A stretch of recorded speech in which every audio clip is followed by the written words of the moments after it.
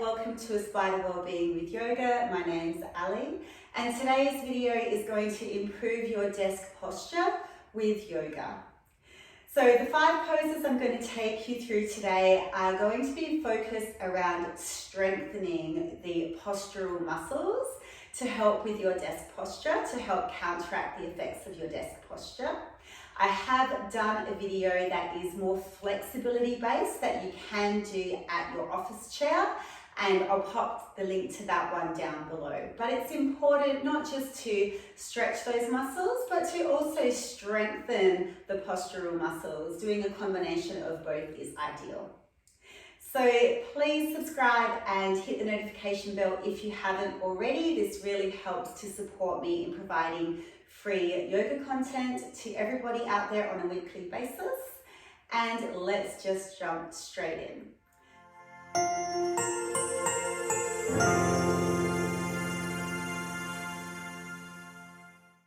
So the first pose we're going to do is ironically called chair pose, but we're going to sit in our imaginary chair. So you're going to come onto your feet, take your feet hip width apart, and then sit your hips back and down like you're trying to touch your tailbone to an imaginary chair. Make sure you're drawing your belly in. And if you feel okay in the neck to do this, you can take your arms up by your ears, so your biceps are by your ears. If this is a little too strong, you can take your hands heart center, or even just keep your hands on your hips. The main goal today is really just trying to strengthen the glutes and the outer hips, which obviously don't get a lot of work when we're sitting a lot. So as we're grounding down through the heels, make sure you're still breathing, slow, steady breaths in through the nose, out through the nose. And we want to imagine that we are trying to tear the mat apart.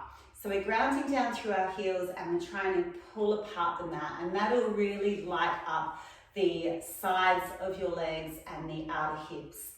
As I said with the arms, anything that feels okay, if you want a bit of extra shoulder strengthening, then definitely up here. We'll just stay here for a couple more breaths.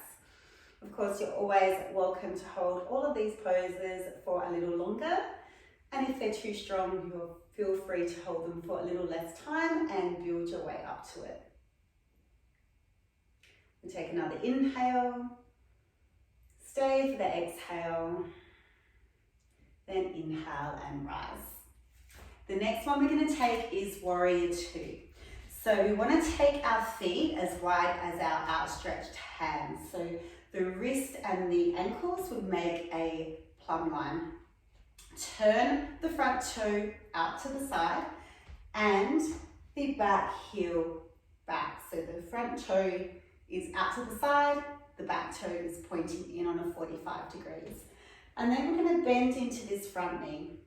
I'm going to try to make sure that knee is in line with the ankle, and we want to make sure that the knee is tracking the middle toe. So you need to use your outer glute muscles again to open the knee.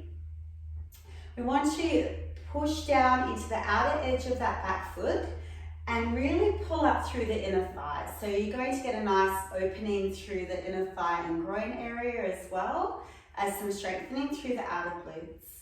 With the arms, same thing. You can keep them by your hips if it's a little too strong to take the arms as well. But if you've got the arms out to the side, you're going to build some back strength by hugging the shoulder blades towards each other and feeling the middle of your back hold your arms in place. Of course, you can modify any of these poses by not going quite as deep or going even deeper. With our Warrior 2, the aim eventually is to get that front thigh to be parallel to the floor with the knee directly over the ankle. We'll stay here for a couple more breaths.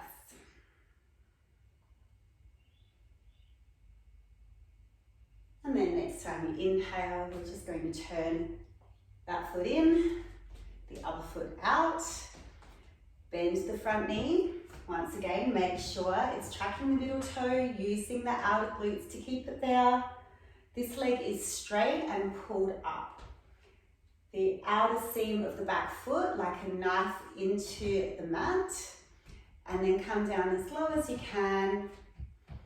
If you are having a lot of neck tension, and even though you're pulling with your back muscles, you're just feeling like it's just too much on your upper traps today, this is when it's just no problem to just modify and bring your hands on your hips, but perhaps then do the flexibility video as well.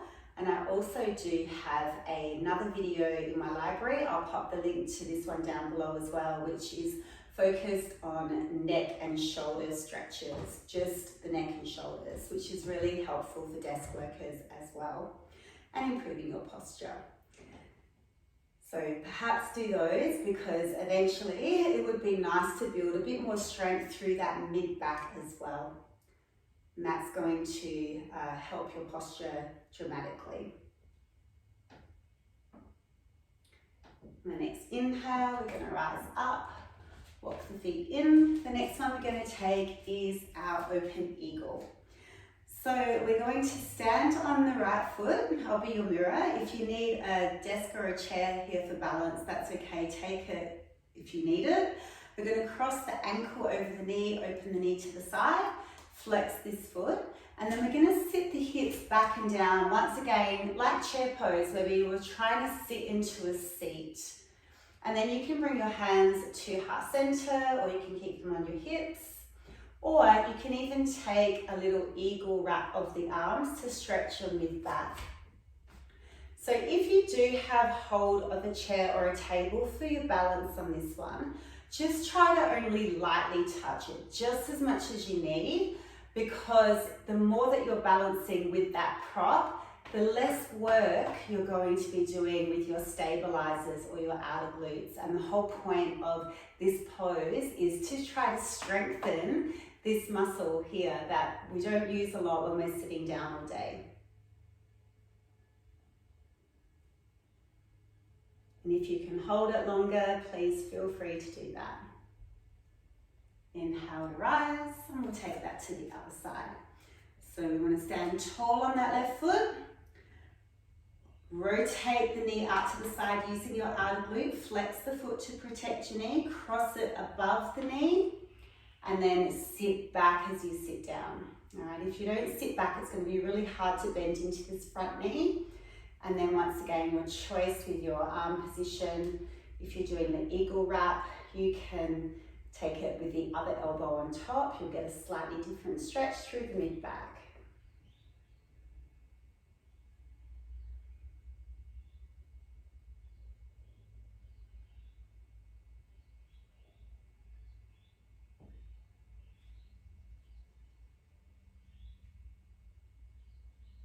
And then inhale to rise. The next one we're going to do lying forward onto our belly. So you're going to come on down. We're going to strengthen the middle of our back. So I'd like you to open your feet a little wider than the hips. Press the tops of the feet and the pubic bone down into your mat or your carpet or your flooring. And we want to make sure that we are relaxing the glutes. All right, so the glutes will contract a little as we take our back extension, but we want to start by relaxing the glutes, drawing in the belly instead. And we're going to take the arms to 90 degrees, so the elbows are shooting straight out from the shoulders and the wrists are in line with the elbows, a 90-degree angle. Draw the shoulder blades down your back. Imagine a magnet between your shoulder blades, and I want you to lift up with that magnet. So you're lifting up from the middle of your back, not the lower back. Then I'd like you to keep the lift. Squeeze the shoulder blades together, and we're going to take 5 little squeezes or pulses with the shoulder blades, and then we'll lower.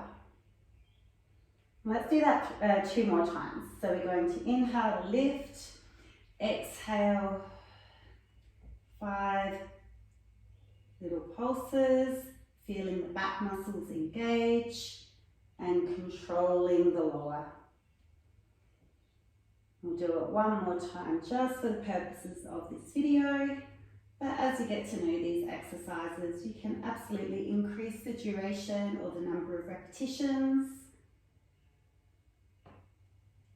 And release. From here, we're going to just roll all the way over onto our back. The last one we're going to do is our bridge pose.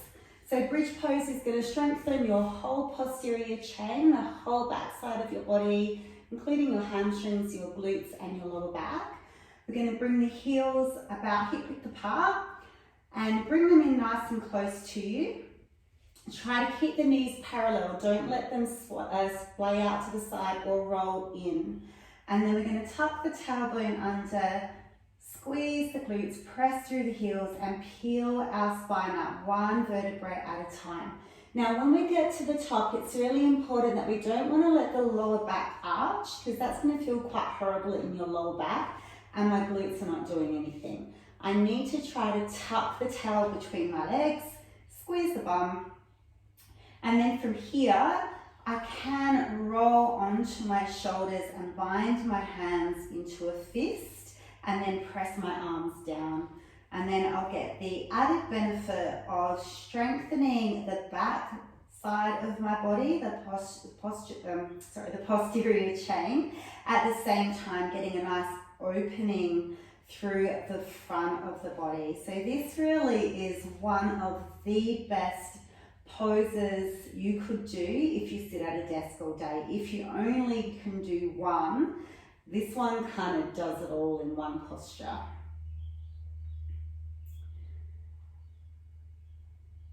And then when you want to come down, you'll roll your shoulders out first and then you'll reverse it. So you'll come down from the top of the spine, peel your spine down one vertebrae at a time, like you're trying to squish a row of grapes, one above the other, until the tailbone comes down.